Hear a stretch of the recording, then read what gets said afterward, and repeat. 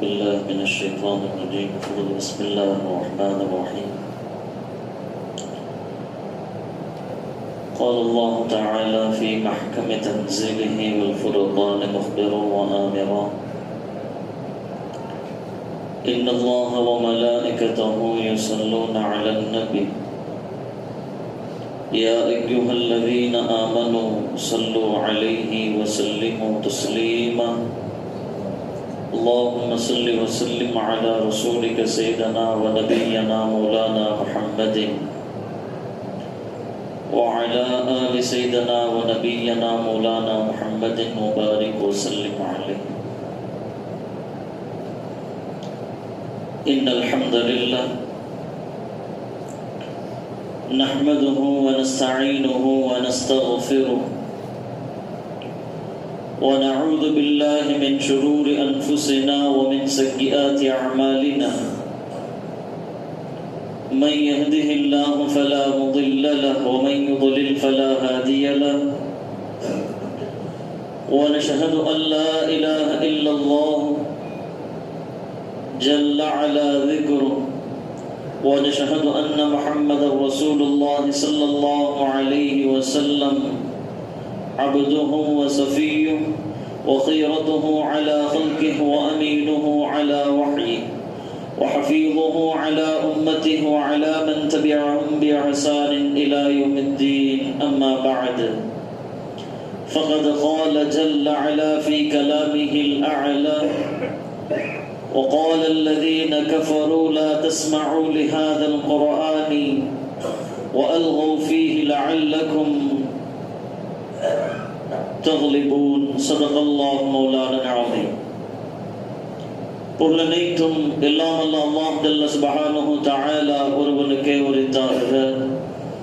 அல்லாஹ்வின் சாந்தியும் சமாதானமும் ஹஜ்ரத் நபிகள் பெருமானார் கண்ணன் நாயகம் ஸல்லல்லாஹு அலைஹி வஸல்லம் அவர்களின் மீதும், அவர்களின் வலியுற்றி வாழ்ந்து வந்த உத்தம சத்திய சஹாபாக்கள், தாபிஈன்கள், தபஅ தாபிஈன்கள், நல்லடியார்கள், நாதாக்கள், இறைநேச செல்வர்கள், குறிப்பாக இந்த புனிதம் மிகுந்த ஜும்ஆவுடைய தினத்தில் அல்லாஹ்வுடைய இல்லத்தில் அவனின் அன்பையும் அருளையும் வேண்டி விரும்பி அமர்ந்திருக்கக்கூடிய நம் அனைவரின் மீதும் அல்லாஹ்வின் அன்பும் அருளும் என்றென்றும் குறைவின்றி நிறைவாக உண்டாவதாக. ஆமீன். அல்ஹம்துலில்லாஹ். அஸ்ஸலாமு அலைக்கும் வரஹ்மத்துல்லாஹி வபரகாத்துஹு. கண்ணியத்திற்கும் மிகுந்த மரியாதைக்கும் உரித்தான அல்லாஹ் நல்லடியார்களே, கனவான்களே, ஜமாத்தார்களே, அல்லாஹுடைய அளப்பெரும் கிருபையால் இன்னும் சில தினங்களிலே புனிதம் மிகுந்த பாக்கியமான ரமதானை அடைய இருக்கின்றோம். அல்லாஹ் அந்த ரமதானை நிறைவாக அடைய பெற்று நிறைவான கூலிகளை பெறுகின்ற நல்ல மக்களாக அல்லாஹ் நம் அனைவரையும் ஆக்கில் புரிவானாக. கண்ணியத்திற்குரிய பெருமக்களே, அல்லாஹ் ஜல்ல சுப்ஹானஹு தஆலா 12 மாதங்களில் சிறந்த மாதமாக அல்லாஹ் ரமதானை ஆக்கியிருக்கின்றான். அந்த ரமதானுடைய நாட்களில் குர்ஆன் இறங்கிய புனிதமான லைலத்துல் கத்ர் இரவை நாட்களில் சிறந்த நாட்களாக அல்லாஹ் ஆக்கியிருக்கின்றான். ஆக இங்கே ஒரு நாள் சிறப்பு பெற்றதும், ஒரு மாதம் சிறப்பு பெற்றதும், மற்ற எல்லா உம்மத்தை காட்டிலும் ஒரு உம்மத்து சிறப்பு பெற்றதும் அல்லாஹ் நமக்கு வழங்கி இருக்கக்கூடிய புனிதமான குர்ஆனை கொண்டாகத்தான் இருக்கின்றது. குர்ஆனுக்கு முன்னுண்டான வேதங்கள் நமக்கு நன்றாக தெரியும். அல்லாஹ் மூசா அலைஹிஸ்ஸலாம் அவர்களுக்கு தௌராத்தை வழங்கினான். ஈசா அலைஹிஸ்ஸலாம் அவர்களுக்கு இன்ஜீலை அல்லாஹ் வழங்கினான். தாவூத் அலைஹிஸ்ஸலாம் அவர்களுக்கு அல்லாஹ் ஜபூரை வழங்கினான். இது அல்லாமல் சில நபிமார்களுக்கு அல்லாஹ் சில சுஹுஃப்களை அல்லாஹ் வழங்கியிருப்பதாக நாம் பார்க்கின்றோம். இப்படி பெருமானாருக்கு முன்பாக யாருக்கெல்லாம் எந்த வேதங்கள் எல்லாம் வழங்கப்பட்டதோ அந்தந்த சூழ்நிலைக்கு தகுந்தவாறு அல்லாஹ் ஜல்ல சுப்ஹானஹு தஆலா அந்த எல்லா வேதங்களையும் உள்ளடக்கிய ஒரு வேதமாக, உலக அழிவு நாள் வரைக்கும் வருகின்ற எல்லா விஷயங்களுக்கும் பதில் கூறுகின்ற வேதமாக அல்லாஹ் நம்முடைய குர்ஆன் குர்ஆனை பொறுத்த வரைக்கும் அதை பார்த்தவர்கள் நன்மை பெறுகின்றார்கள், அதை ஓதுகிறவர்கள் நன்மை பெறுகின்றார்கள், ஓதுவதை கேட்பவர்கள் நன்மை பெறுகின்றார்கள்.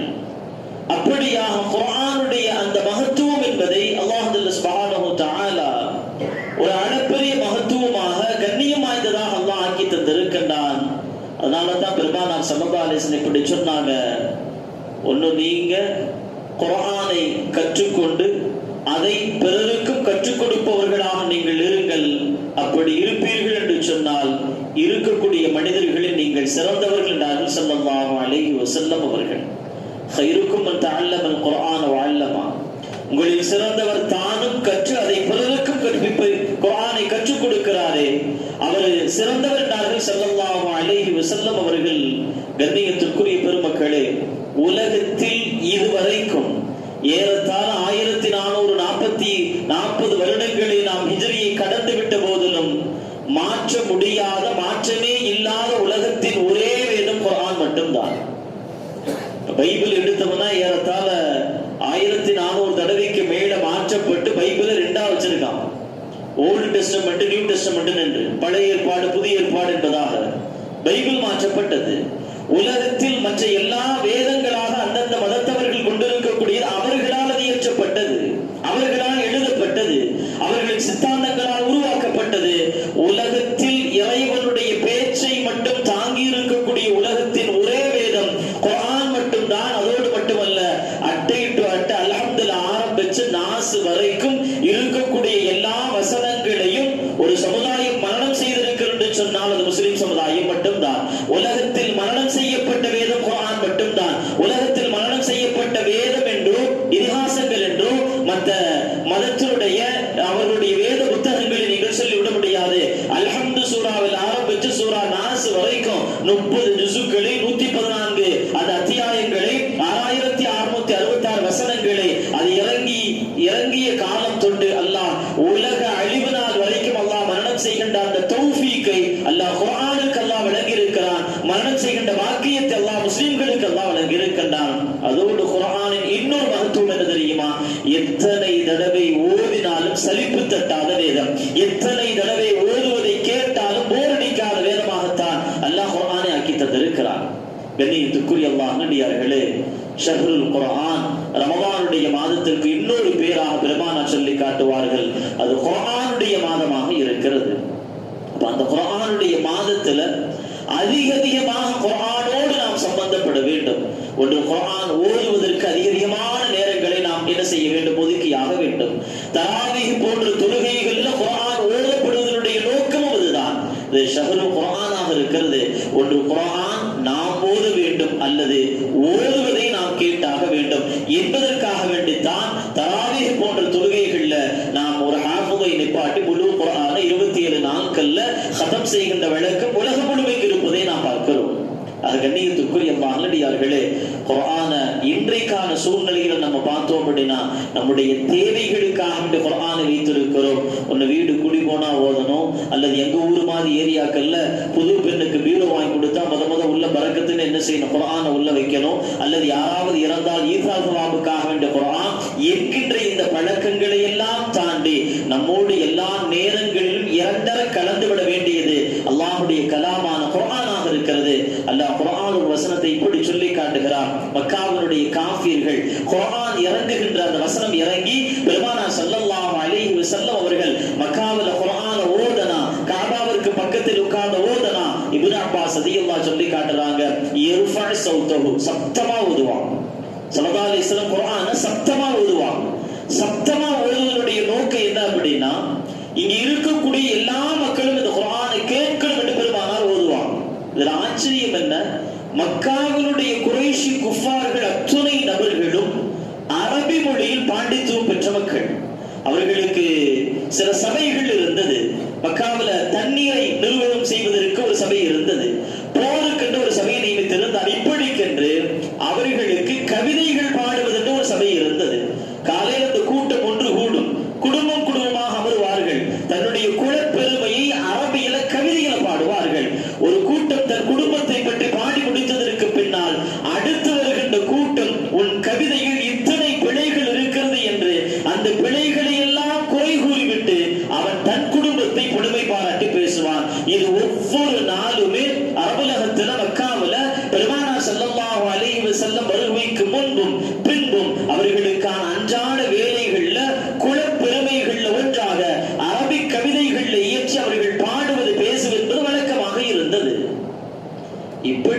இந்த மக்களுக்கு மத்தியில பெருமானார் ஸல்லல்லாஹு அலைஹி வஸல்லம் அவர்கள் காபாவுக்கு பக்கத்துல உட்கார்ந்து குர்ஆனை ஓதினால் சத்தமாக ஓதுவாங்க.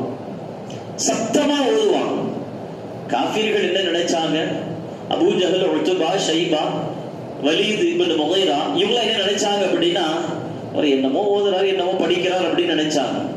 ஆனால் இது ஓதுவதை கேட்டுவிட்டு நிறைய பேர் இஸ்லாத்திற்கு மாறுவதை விளங்கிய போது அந்த காஃபிர்கள் அபூ ஜஹல் தலைமையில் ஒரு கூட்டம் ஒன்று கூடி முடிவு செய்கிறார்கள், இனி முஹம்மது ஓதுறதை யாரும் கேட்டுவிடக் கூடாது, அதற்கான ஏற்பாடுகள் என்ன செய்யலாம்.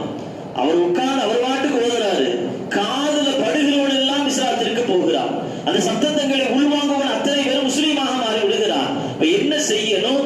யாருடைய காதுக்கும் கேட்கக்கூடாது. அப்ப நம்ம என்ன முடிவு பண்ணலாம் என்று ஒரு ஆலோசனை கூட்டமே அபூ ஜஹல் தலைமையில மக்காவில கஅபாவில இருந்த செய்தி இமாம் புகாரி ரஹ்மத்துல்லாஹி நமக்கு சொல்லி காட்டுகின்றார்கள்.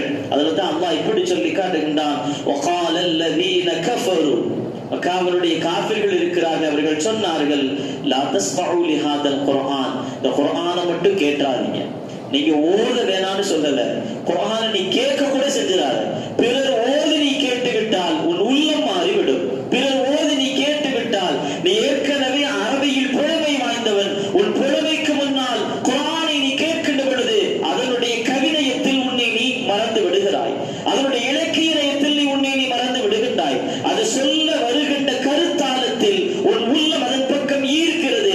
எனவே குர்ஆனை நீ கேட்டுவிடக் கூடாது என்று மக்காவினுடைய கூட்டம் அபூ ஜஹல் தலைமையில முடிவு செய்கின்றார்கள். லா தஸ்மஉ லிஹாதல் குர்ஆனி, இந்த குர்ஆன் ஓதுவதை நீங்கள் கேட்டுவிட வேண்டாம் என்கிற உத்தரவை பிறப்பிக்கின்றார்கள். எந்த அளவுக்கு நாம் ஹஜ் போன்ற நாட்கள்ல வெளியூர்களில் இருந்து வருகின்ற மக்கள், அந்த நேரங்களை பொறுத்த வரைக்கும் மக்கா கஅபா என்பது எல்லா மக்களும் அதை கண்ணியப்படுத்துகின்ற வழக்கம் இருந்தது. எல்லா மதத்தை சார்ந்தவங்க வருவாங்க, ஒவ்வொரு சீசன்ல வருவாங்க, ஹஜ்ஜுடைய காலங்கள்ல வருவாங்க, வந்து கஅபாவுக்கு வந்து சில வணக்கங்களை, சில சடங்கு சம்பிரதாயங்களை செய்துவிட்டு செல்வது வழக்கம். இப்ப இந்த நிலைமையில தான் அபூ ஜஹல் கூட்டத்தை கூட்டுறான். நம்ம ஊருக்குள்ளேயே நிறைய பேர் கேட்டு என்ன செஞ்சிட்டாங்க? இஸ்லாத்திற்கு மாறிட்டாங்க. இவர்களே மாறிவிட்டால், குர்ஆன் ஓதுவதை வெளியிலிருந்து வருகிறவன் கேட்டு விட்டால் பெருங்கொண்ட கூட்டம் எல்லாம் முஸ்லீமா மாறிடுமே என்றுதான் இந்த ஆலோசனை கூட்டமே ஆரம்பிக்கிறது. வரலாற்றுல பார்க்கிறோம், அல் வலீத் இப்னு அல் முகைரா அல் மஹ்சூமி, மக்காவினுடைய குறைஷி குஃபார்கள்ல அபூ ஜஹலை விட பணத்தால், அந்தஸ்தால், மரியாதையால், வயதால் கூடுதல் நபர் வலீத் இப்னு முகைரா. வலீத் இப்னு முகைரா அன்றைய மக்காவில மிகப்பெரிய மனிதராக பார்க்கப்படுகிறார். ஏன்னா அபூ ஜஹலை தாண்டிலும் மூத்தவர் அவர். இந்த வலீத் இப்னு முகைரா ஹஜ்ரத் ஸல்லல்லாஹு அலைஹி வஸல்லம் அவங்க குர்ஆன் ஓதுவத ஒரு தடவை கேட்டுட்டார். குர்ஆன் ஓதுவத பெருமானார் ஸல்லல்லாஹு அலைஹி வஸல்லம் என்ன செய்யறாங்க? குர்ஆன் ஓதுவதை என்ன செய்கிறார்? கேட்டு விடுகிறார். கேட்டு விட்டு வந்து மக்காவில இருக்கக்கூடிய குறைஷி குஃபார்களுக்கு மத்தியில வலீத் இப்னு முகைரா இப்படி ஆச்சரியமாக சொல்கிறார், வயா அஜபா லிமா யகூல் இப்னு அபீ கபஷா. இப்னு அபீ கபஷா பெருமானாரை அன்று சொல்லக்கூடிய வார்த்தை. பெருமானார் முஹம்மது என்ன செய்கிறார்? சில வார்த்தைகளை சொல்கிறார், ஆச்சரியமாக இருக்கிறது. ஃபவல்லாஹி மா ஹுவ பிஷஅரின், அது என்ன கிடையாது, கவிதையும் கிடையாது, வலா பிஸஹரின், சூனியமும் கிடையாது, அதே மாதிரி பைத்தியக்காரத்தனமும் கிடையாது.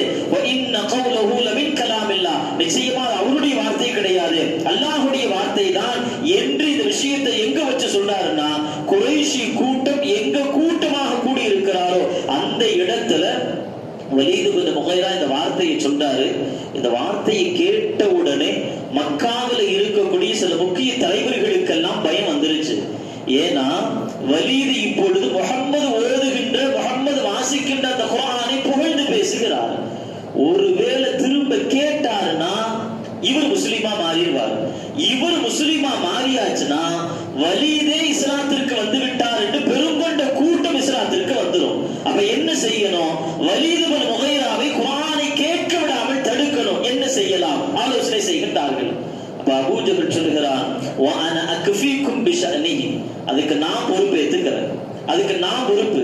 அவர் இனிமேல் முஹம்மது பக்கம் போகாம இருக்கிறதுக்கு நான் பொறுப்பு. அவர் போனால் கண்டிப்பா மதம் மாறிடுவாரு. அவர் மதம் மாறினா பெருங்கொண்ட குறைஷி குஃபார்கள் இஸ்லாத்துக்கு வந்துருவாங்க.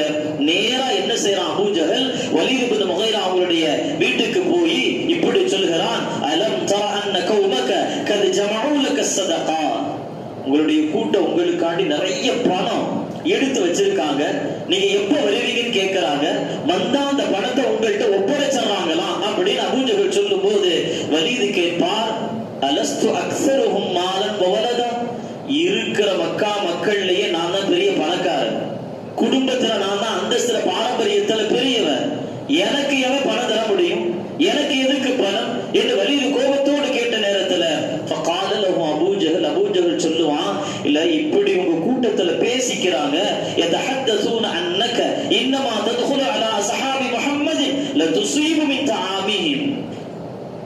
மக்கள் என்ன பேசுறாங்கன்னா, வலீது என்னதான் பெரிய பணக்காரனா இருந்தாலும் முஹம்மத பார்க்க போறதும் முகமதுடைய தோழர்களை முஸ்லீம்களை பார்க்க போறது எதுக்கு அப்படின்னா, அங்க இருக்கிற சாப்பாடை சாப்பிடறதுக்காண்டி என்ன செய்யறாரு போற மாதிரி தெரியுது, அது அசிங்கமா இருக்கு நமக்கு, பேசாம அதுக்கு என்ன செலவோ நம்ம கொடுத்துடலாம்னு சொல்லி இந்த உங்க கூட்டம் எல்லாம் பணத்தை எல்லாம் ரெடி பண்ணி மொத்தமா சேர்த்து வச்சிருக்கிறாங்க, நீங்க வந்து வாங்கிக்கங்க என்று திரும்ப அபூ ஜஹல் சொல்லும் போது வலீத் இப்னு முகைரா சொல்லுவார், அகத் தஹத்தஸத் பிஹி அஷீரதி, இந்த கூட்டம் என் மக்கள் நம்ம ஊர் மக்கள் என்ன பத்தி இப்படிதான் பேசுறாங்களா, அவங்க உங்களை பத்தி இப்படிதான் பேசுறாங்க, நீ முகமதுக்கு போறதே எதுக்காக வேண்டி, அவங்க சாப்பாடு சாப்பிடத்தான் நீங்க போறீங்க என்று மக்கள் பேசுகிறார் என்று சொன்ன போது அப்பொழுது அவர் என்ன செய்கிறார், முடிவு செய்கிறார், ஃபஅஸம அல்லா யகுப அஹதம் மினல் முஸ்லிமீன பஅத ذلك, இதுக்கப்புறம் முகமது பக்கமும் போக கூடாது, சஹாபாக்கள் பக்கமும் போக கூடாது, இவர் யதார்த்தமா போய் குர்ஆனை கேட்டு வந்து சொன்ன அந்த பதில் என்பது இவர்களுக்கு அச்சத்தை தருகின்ற பொழுது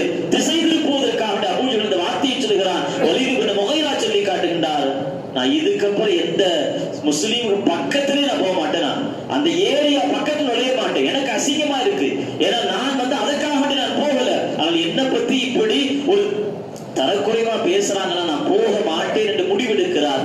ஆனால் அல்லாஹ்வுடைய நாட்டம், எவர் நான் போக மாட்டேன் அங்க பக்கத்துல நெருங்க மாட்டேன்னு சொன்னாரோ அதே அந்த வலீத் இப்னு முகைரா பெருமானார் ஸல்லல்லாஹு அலைஹி வஸல்லம் அவர்களுடைய வார்த்தைகளை திரும்ப கேட்டு விடுவார், திரும்ப கேட்டு விடுவார்.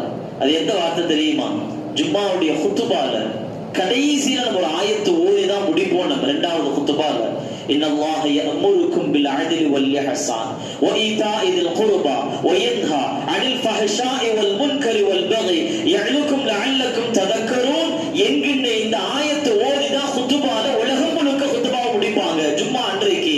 இப்ப இந்த ஆயத்தை வலீத் இப்னு முகைரா இன்னொரு கணத்துல கேட்டு விடுகிறார். அவர் யதார்த்தமா போகிறார். அப்ப போகின்ற நேரத்துல பெருமானார் ஸல்லல்லாஹு அலைஹி வஸல்லம் அவர்கள் இன்னல்லாஹ யஅமுருக்கு பில் அத்லி வல் இஹ்சான் இந்த வசனத்தை ஓதுவதை கேட்டு விட்டதற்கு பின்பாக திரும்பவும் வலீத் இப்னு முகைரா தன்னுடைய குறைஷி குல மக்களிடத்தில் வருகிறார். வல்லாஹி லகத் சமிஅது மின் முஹம்மதன் ஆனிஃபன் கலிமா, கொஞ்ச நேரத்துக்கு முன்னாடி முஹம்மது சில வசனங்களை சில ஆயத்துக்களை ஓதி காட்டினாரு, நான் கேட்டேன். வமாஹு மின் கலாமில் இன்சி, அது மனித பேச்சும் அல்ல, ஜின்களின் பேச்சும் அல்ல, ஆனா வ இன்ன லஹு லஹலாவா, அதுக்கு ஏதோ ஒரு டேஸ்ட் இருக்கு, ஏதோ ஒன்னு ஈர்க்குது, நம்மள விடாம இழுத்து பிடிச்சு வச்சுக்குது. வ இன்ன அலைஹி லதலாவா வ இன்ன அலாஹு லமுஸ்பிர், அது அப்படி நிக்கும் போது நமக்கு அப்படியே ரசனையை கூட்டுது, நம்மளையே மெய் மறந்து விடுகிறோம். அப்படியாக முஹம்மது இந்த வசனத்தை என்ன செய்கிறார், ஓதுகின்றார் என்பதாக திரும்பவும் சொல்லும் போது மக்காவினுடைய தலைவர்களுக்கு மத்தியில் மீண்டும் அதிர்வலைகள் ஏற்படுகிறது.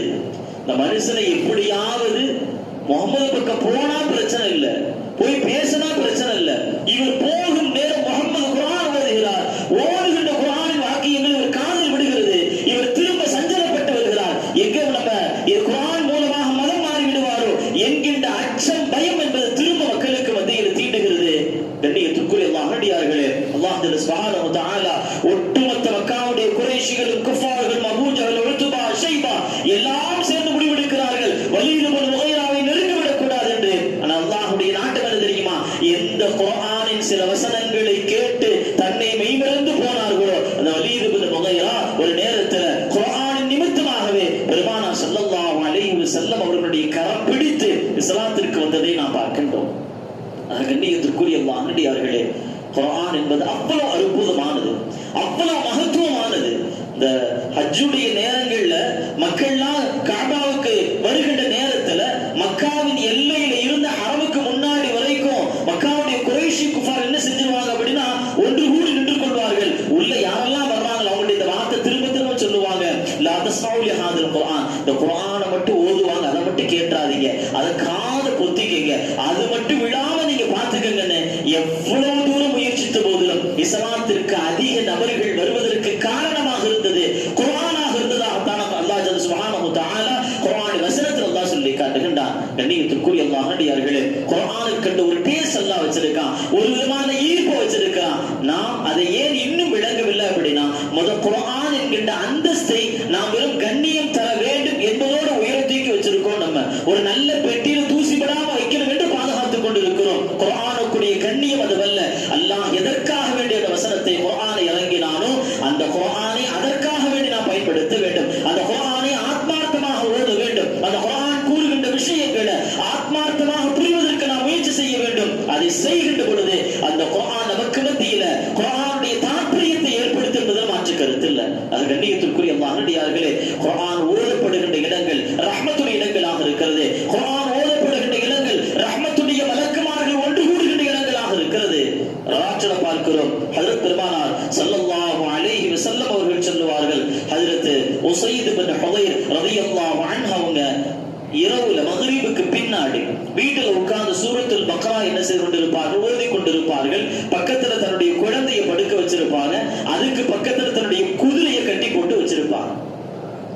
சூரத்துல் பக்ரா ஓதிக்கிட்டே இருக்கும்போது அந்த குதிரை திமிர ஆரம்பிக்கும். இவங்க அமைதியாவாங்க, ஃபஸக்கத்தல் ஃபரசு, குதிரையும் அமைதியாகும். இவங்க திரும்ப ஓதுவாங்க, குதிரை திரும்பவும் திமிரும், திரும்ப அமைதியாவாங்க, திரும்ப அப்படியே நின்றும். மூன்றாவது தடவையும் சூரத்துல் பக்ரா தொடர்ந்து ஓதுவார்கள். அந்த குதிரை திரும்ப திமிர ஆரம்பிக்கும். இப்பொழுது அமைதியாகிவிட்டு பயப்படுவாங்க. நான் பக்கத்துல குழந்தை படுத்து உறங்கி கொண்டிருக்கிறான், யஹ்யா உறங்கி கொண்டிருக்கிறார், உஸைத் இப்னு ஹுதைர் ரலியல்லாஹு மகன் உறங்கி கொண்டிருக்கிறார். இப்ப இந்த குதிரை திமிரி எங்க யஹ்யாவை மிதித்து விடுமோ என்கின்ற அச்சத்துல அப்படியே மௌனமா அமைதியா இருந்து என்ன செய்யறாங்க, வெளியில வந்து அப்படி பார்க்கிறாங்க. வீட்டுக்கு வெளியே வானத்தை பார்க்கும் போது ஒரு நிழல் மாதிரி தெரிகிறது. அந்த நிழல்ல விளக்குகள் போல நட்சத்திரங்கள் போல மின்னிக் கொண்டு அப்படியே அந்த வீட்டை சுற்றி இருக்கிறது. உஸைத் இப்னு ஹுதைர் ரலியல்லாஹு அன்ஹு என்ன செய்யறாங்க, காலையில சுபஹ் தொழுது விட்டு பெருமானார் ஸல்லல்லாஹு அலைஹி வஸல்லம் இந்த விஷயத்தை ஃபுல்லா சொல்லி காட்டுறாங்க.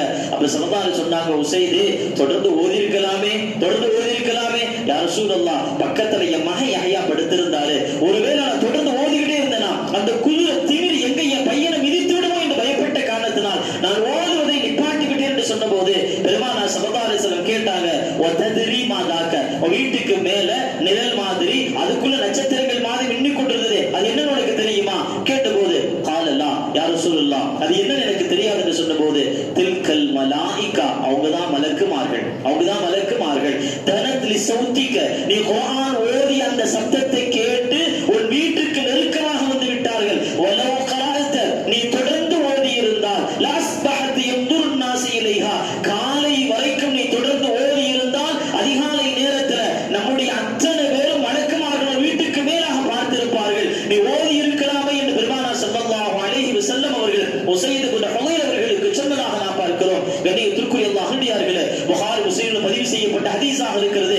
குர்ஆன் ஓதுவது என்பது ஏதோ வந்து அல்லாஹ் கடமையாக்கி இருக்கிறான், அதுக்காண்டி மட்டுமல்ல. குர்ஆன் ஓத ஆரம்பித்து விட்டால் அல்லாஹ்வுடைய ரஹ்மத்துடைய மலக்குமார்கள் இல்லம் தேடி வந்து விடுகிறார்கள். அல்லாஹ்வுடைய ரஹ்மத்தை இழுத்து விடுகிறார்கள். அல்லாஹ்வுடைய நிஅமத்தை பரக்கத்தை நம்முடைய வீடுகளுக்குள்ள கொண்டு வருகிறார்கள். அதன் மூலமாக நம்முடைய வீட்டுடைய பலாய் முசீபத்துகள் நோய்கள் இல்லாமல் ஆக்கப்படுகிறது என்பதுதான் குர்ஆனுடைய அற்புதங்களில் மிகப்பெரிய அற்புதமாக சொல்லி காட்டப்படுகிறது. கண்ணியத்திற்குரிய அல்லாஹ்வியார்களே, ஸல்லல்லாஹு அலைஹி சொல்லி காட்டுறாங்க, லா தஜஅலு புயூதக்கும் மகாபிரா, உங்கள் வீடுகளை கபர் மாதிரி என்ன செஞ்சிராதீங்க, ஒளி இழந்து நீங்கள் ஆக்கி விடாதீர்கள். எப்ப ஒரு வீடு ஒளி இல்லாமல் கபரை போக ஆகும் தெரியுமா? எந்த வீடுகள்ல குர்ஆன் ஓதப்படலையோ, எந்த வீடுகள்ல குர்ஆன் வாசிக்கப்படலையோ அது கபருக்கு ஒத்து ஆகும் என்று ஸல்லல்லாஹு சொல்லிட்டு சொன்னாங்க. ஒருவேளை அப்படி இருந்துருச்சு அப்படின்னா நீ என்ன செய்யுங்க, சூரத்துல் பக்ராவை நீங்கள் ஓதுங்கள். இருண்ட வீடுகளுக்குள்ள கெட்ட ஷைத்தான்களும் ஜின்களும் குடிபுகுந்து விடுவார்கள். சூரத்துல் பக்ராவை நீங்கள் ஓதுங்கள் என்று சொன்னார், எல்லா கெட்ட ஷைத்தான்களும் கெட்ட ஜின்களும் போய்விடும் என்றார்கள் ஸல்லல்லாஹு அலைஹி வஸல்லம். முஸ்லிமில் பதிவு செய்யப்பட்ட ஹதீஸ். அதனால தான் ஒரு புது வீடு குடி போனாலும் சரி, அல்லது ஒரு வீடு வாடகைக்கு எடுத்து போனாலும் சரி, அந்த வீட்டுல சூரத்துல் பக்ராவை ஓதுவதனுடைய நோக்கம் என்ன அப்படின்னா, அந்த வீட்டுல ஏதாவது கெட்ட ஜின்களோ கெட்ட ஷைத்தான்களோ இருந்தால் அவைகள் அந்த வீட்டை விட்டு வெளியேறும் என்பதற்காக மட்டும்தான் நம்ம என்ன செய்கின்றோம், நம்ம ஓதுகிறோம். பெருமானார் ஸல்லல்லாஹு அலைஹி வஸல்லம் அவர்கள் சொல்லி காட்டினார்கள், இந்த குர்ஆன் என்பது உங்களுக்கு நன்மையை மட்டுமல்ல, நாளை நீங்கள் இந்த குர்ஆனை உலகத்தில் ஓதிவிட்டீர்கள் என்று சொன்னார் நாளைக்கு மஹ்ஷர்ல இந்த குர்ஆன் உங்களுக்காக வேண்டி அல்லாஹ்விடத்துல வாதிடும், உங்களுக்காக அல்லாஹ்ட்ட போய் ஷஃபாஅத் செய்யும். செஞ்ச ரப்பே உன் கலாமை ஓதி இருக்கிறான், என்னை ஓதி இருக்கிறான், எனவே அவனை சொர்க்கத்திற்கு அனுப்பு என்று இந்த குர்ஆன் அல்லாஹ்விடத்தில் வாதிட்டார்கள் ஸல்லல்லாஹு அலைஹி வஸல்லம் அவர்கள். அதே மாதிரி பெருமானார் சொல்லி காட்டினார்கள், இன்னல்லதி லைஸ ஃபீ ஜௌஃபிஹி ஷைஉம் மினல் குர்ஆனி, யாருக்காவது குர்ஆன்ல ஒரு சூரா கூட 2 சூரா கூட தெரியாம இருந்தால் அவர்கள் எப்படிப்பட்டவர்கள் தெரியுமா? கல் பைத்தில் ஹர்பி, இடிந்த பாழடைந்த ஒரு மோசமான வீட்டை போன்றவருடைய உள்ளங்கள். அந்த உள்ளத்திற்கு நீ என்ன நல்லது சொன்னாலும் கேட்காது, என்ன சொன்னாலும் விளங்காது, அவன் சொல்வதுதான் நல்லது என்று நினைத்துக் கொண்டிருப்பான். எனவே குர்ஆன் என்பது எல்லா வகையிலும் அல்லாஹ் சுப்ஹானஹு வ தஆலா நமக்கு நன்மைகளை பெற்றுத் தருகின்ற பாக்கியமான ஒன்றாக இருக்கிறது. கண்ணியத்திற்குரிய அல்லாஹ்வியார்களே, கடைசியாக ஒரே ஒரு ஹதீஸை நான் சொல்லி முடிக்கின்றேன். ரமலானுடைய அந்த மாதத்துல எவ்வளவு தூரம் அதிகமா குர்ஆனை ஓத முடியுமோ அதை நீங்கள் ஓதுங்கள். முடிந்த வரைக்கும் செல்போன்ல அல்ல வேற எதுலையுமே இல்லாம குர்ஆனை கையில வச்சு அதனுடைய கண்ணியத்தை இரு கரங்களில் குழந்தை போன்று தாங்கி நீங்க என்ன செய்யுங்கள், உங்கள் கடைகள்ல கல்லால உட்கார்ந்து நீங்கள் ஓதுங்கள். ரமலானுடைய மாதத்திலே ஓதுகின்ற நேரத்துல அல்லாஹ் எல்லாவற்றிலும் பரக்கத்து செய்கிறான். பெருமானார் ஸல்லல்லாஹு அலைஹி வஸல்லம் சொல்றாங்க, அல்லாஹ் ஹதீஸுல் குத்ஸில் இப்படி சொல்லி காட்டுகின்றான், மன் ஷகலஹுல் குர்ஆன் அன் ذிக்ரி வ மஸ்அலதி, குர்ஆன் ஓதன காரணத்தினால என்ன ஒருத்தர் உலகத்துல திக்ர் செய்யாமலே விட்டு விட்டார், என் சம்பந்தப்பட்ட இல்மை அவர் படிக்காமலே விட்டு விட்டார். காரணம் என்ன? குர்ஆன் தொடர்ந்து ஓதிக்கொண்டே இருந்தார். அல்லாஹ் சொல்லி காட்டுகின்றான், நான் என்ன தெரியுமா தருகிறேன், அந்த அடியானுக்கு என்ன தெரியுமா தருகிறேன், அதைதுஹு அஃதல மா உத்தி ஸாயிலின். என்கிட்ட சில பேர் கேட்பான், துஆ செஞ்சு ரப்பே எனக்கு இதை கொடுத்துரு, ரப்பே எனக்கு இது கொடுத்துரு, ரப்பே நிறைய தேவைகளை கேட்பான் தெரியுமா? அந்த தேவைகளை கேட்கின்ற மனிதனுக்கு தருவதை விட குர்ஆன் ஓதிய காரணத்தினால் என் திக்ரை விட்டவன், என்னுடைய இல்மை படிக்காமல் விட்டவன் இருக்கிறான் தெரியுமா, அவனுக்கு கேட்காமலேயே அவனுடைய எல்லா தேவைகளையும் நான் பரிபூர்ணப்படுத்தி தருகிறேன் என்பதாக அல்லாஹ் சொல்வதாக பெருமானார் ஸல்லல்லாஹு சொல்லி காட்டுறாங்க. அடுத்து அல்லாஹ் சொல்லுகிறான், வஃதுலு கலாமில்லாஹ் அலா ஸாயிரில் கலாமி, அல்லாஹ்வுடைய கலாமான குர்ஆனுடைய சிறப்பு என்ன தெரியுமா? கஃதுலில்லாஹி அலா ஹல்கிஹி, அல்லாஹ்வுடைய படைப்புகளுக்கு மத்தியில அல்லாஹ் எவ்வளவு உன்னதமானவனோ, எவ்வளவு மகத்துவம் வாய்ந்தவனோ, அதே மாதிரி அல்லாஹ்வுடைய கலாமிற்கு அந்த மகத்துவம் இருக்கிறது என்று சொல்லி அந்த ஹதீஸ் நிறைவுறுகிறது. திருமிதி ரஹ்மத்துல்லாஹி அந்த ஹதீஸை பதிவு செய்கின்றார்கள். கண்ணியத்திற்குரிய அல்லாஹ்வியார்களே, முழுக்க குர்ஆன் திலாவத்தை கொண்டு மட்டுமே ஈடுபட்டு இருப்பது என்பது நம்முடைய எல்லா விதமான நாட்டு தேட்டங்களையும் நம் எல்லா விதமான ஹாஜத்துகளையும் இறைவன் நாம் கேட்காமலேயே அவன் அறிந்தவனாக இருக்கிறான். அறிந்த ரப்பு எல்லா நிலையிலும் அதை பரிபூர்ணப்படுத்தி தருகின்றார்கள் பெருமானார் ஸல்லல்லாஹு அலைஹி வஸல்லம் அவர்கள். கண்ணியத்திற்குரிய அல்லாஹ்வியார்களே, போனவைகளாக இருக்கட்டும், இனி வருகின்ற ரமலானுடைய காலங்கள்ல கொஞ்சம் நீங்கள் சடைவடையாமல், கொஞ்சம் நீங்கள் சோம்பேறித்தனம் பார்க்காமல் நீங்களும் அதிகமாக குர்ஆனை ஓதுங்கள். நம் வீட்டில் இருக்கக்கூடிய பெண்களை, தாய்மார்களை, மனைவிகளை, நம்முடைய குழந்தைகளை அதிகமாக குர்ஆனை ஓதுகின்ற அந்த பழக்கங்கள் உருவாக்குங்க. அதுல இன்னொரு விஷயம், பொதுவா ரமலான் வந்துட்டா நம்ம குர்ஆன் ஓதுறோம், ஆனா அது ஓதுங்கிற நோக்கமே எதுக்காண்டி ஓதுறோம் அப்படின்னா, 2 சத்தம் முடிக்கணும், 3 சத்தம் முடிக்கணும், எங்க அத்தாவுக்கு இத்தாத்தவாம் செய்யணும், எங்க நானாகி செய்யணும், அதுல மாற்று கருத்து கிடையாது. ஆனா அதுக்குத்தான் ரமலான்ல குர்ஆன் ஓதுன்றது கிடையாது. சில பேர் கேட்கும் போது அப்படிதான் கேட்கிறாங்க, இல்ல எங்க வீட்டுல வந்து 4 பேர் இறந்துட்டாங்க, ஒரு குர்ஆன் ஓதி சத்தம் பண்ணா போதுமா அப்படின்னு. அது அவர்கள் தனிப்பட்ட விருப்பம். முதல்ல குர்ஆனை ஓதி நான் எனக்கான நன்மைகளை சேர்ப்பிக்க வேண்டும், எனக்கான நன்மைகளை ஒன்று சேர்த்து இருக்க வேண்டும். கண்ணியத்திற்குரிய பெருமக்களே, நாம் எந்த நோக்கத்திற்கு ஓதுவோம் என்றால் குர்ஆனை அல்லாஹ்வுக்காக ஓத வேண்டும். குர்ஆன் எல்லா நன்மைகளும் அல்லாஹ் நமக்கு தருவான் என்ற அந்த உள்ள நிம்மதியோடு ஆத்மார்த்தமாக நீங்கள் ஓதுங்கள். உங்களுக்கு 1000 வேலைகள் இருக்கலாம், ஒரு நாளைக்கு இத்தனை ஜுஸு முடிக்கணும், இத்தனை நாளைக்குள்ள இத்தனை குர்ஆன் முடிக்கிற ரமலான்ல என்று திட்டமிடுங்கள். அதுக்கு அல்லாஹ்விடம் துஆ செய்யுங்க, அதுக்கான முயற்சி எடுங்கள். நிச்சயம் அல்லாஹ் அதற்கான வாய்ப்புகள் அமைத்து தருவான். ஒருவேளை வாய்ப்புகள் அமையாவிட்டால் நீங்கள் திட்டம் தீட்டி துஆ செய்ததற்கான நன்மைகளை அல்லாஹ் என்ன செய்வான், தருவான் இன்ஷா அல்லாஹ். எனக்கு வருத்தத்துக்குரிய விஷயம் என்ன அப்படின்னா, நம்முடைய வீடுகள், நம்முடைய பெண் மக்கள்கிட்ட, மனைவிமார்கள்ட்ட குர்ஆன் சுத்தமாவே கிடையாது, தூரமா இருக்கு. குர்ஆன் என்கின்ற அந்த சிந்தனை